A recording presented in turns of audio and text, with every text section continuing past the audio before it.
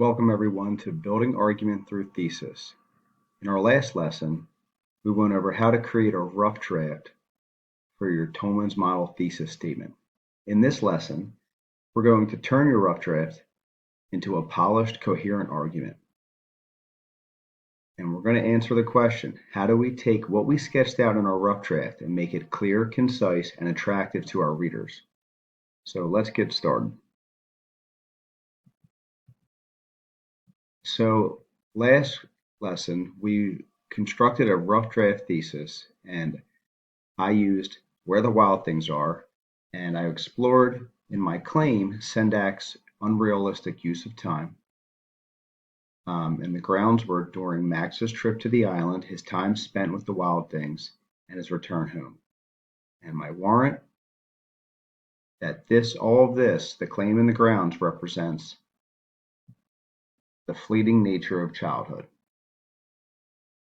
So let's get started. So for option one, how are we going to turn this into a full thesis statement? We're going to write three separate sentences in order: claim, grounds, and warrant.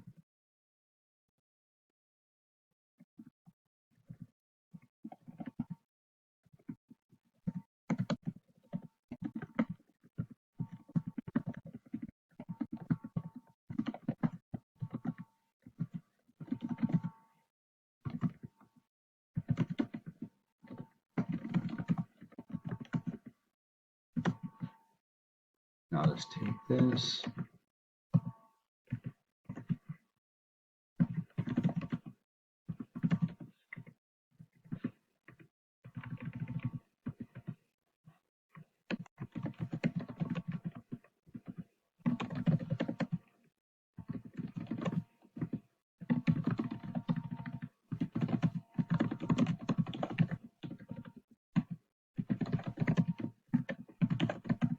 Okay, so we have a thesis statement.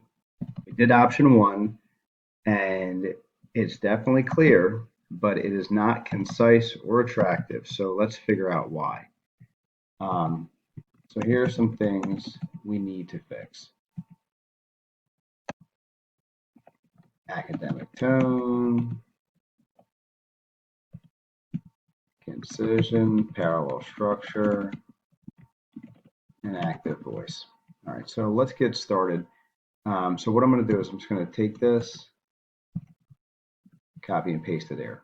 All right, so we want to stay away from this word book. I mean, it can be so many other things: a tale, story, narrative. It can be a children's story. It can be so many different things. But actually, we can just get rid of it altogether, because we can just say Where the Wild Things Are uses unrealistic time. This word is problematic because it's a linking verb and it doesn't have any action to it. So you want to try to use an action verb here instead. A real easy way to have a strong claim is to start with some type of noun and follow it with an action verb.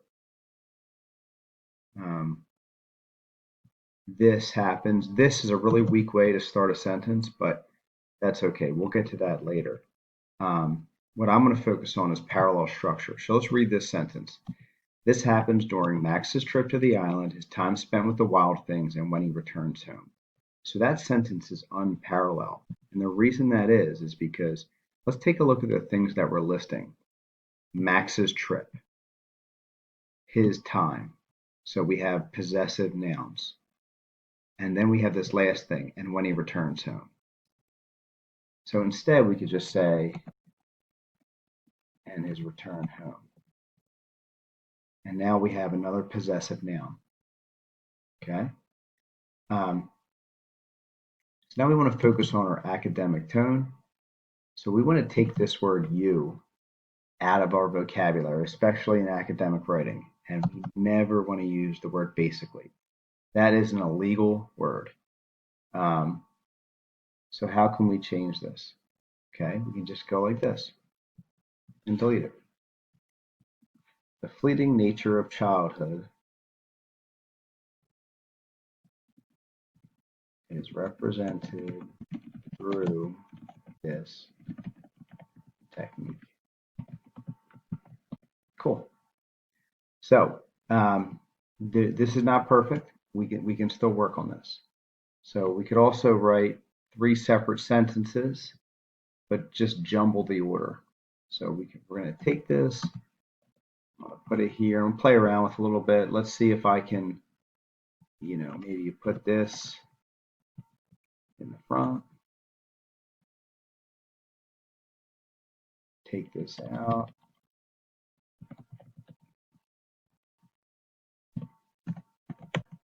And where are the wild things? Throw a period here.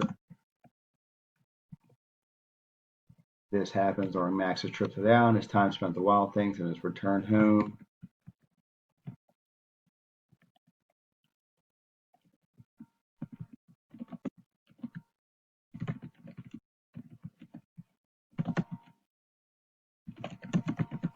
Okay.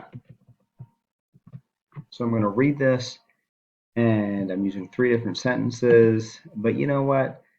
I don't get to the whole idea of manipulating time or time that at times unrealistic towards the very end, and that's not really what I wanted to do. So let's see if we can do option 3. Let's see if we can blend, rearrange these sentences to create a clear, concise, and attractive thesis. So let me see if I'm going to take this, put it here. All right, let me see what I can do. So, okay, we have to start off with an action verb. So who is doing the action? Well, the author is, because he's writing it. So maybe Sendak explores. I like this word explores. And the fleeting nature of childhood, maybe I can make that a little more concise. Childhood's fleeting nature. And maybe I can take this time and bring it up here. Fleeting nature through the use of time in where the wild things are. And instead of this happens, I can just take this out. During Max's trip to the island, his time spent with the wild things, and his return home. We don't need this anymore. We have a 1-sentence thesis statement that is clear, concise, and attractive. And let's just make sure I have all of my ingredients. So through the realistic use of time. Okay, so there, let's say that is my, let's say that's my claim. Let's get a better green. Let's say that's my claim. Here are my grounds.